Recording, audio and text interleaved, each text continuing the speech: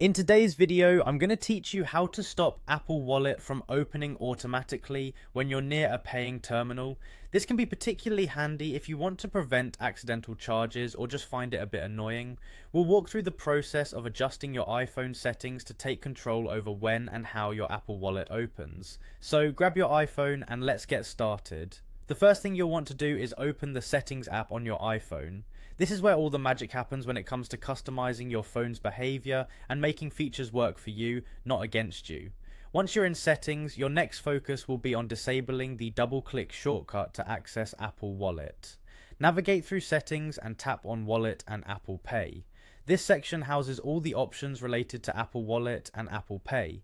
Here, you'll want to look for an option titled Double Click Side Button if your device has a side button, or Double Click Home Button if it's an older model with a home button. This setting controls that quick access feature to Apple Wallet we're looking to adjust. You'll see a switch right next to it, simply toggle it off.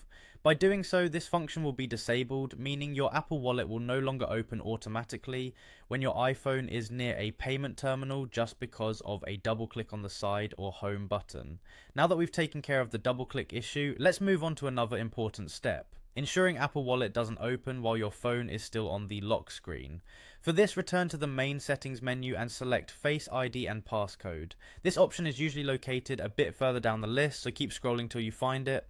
After entering your passcode, if prompted, look for a section called Allow Access When Locked. Under this section, you'll find various options that you can toggle on or off for access while your phone is locked. Locate Wallet and toggle it off too.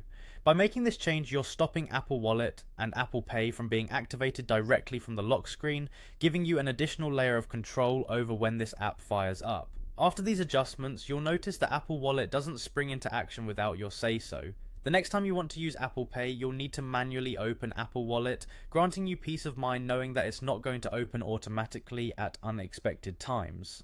Thank you for joining me today, and I hope you found this guide helpful. If you have any more tips, feel free to share them and stay tuned for more tutorials.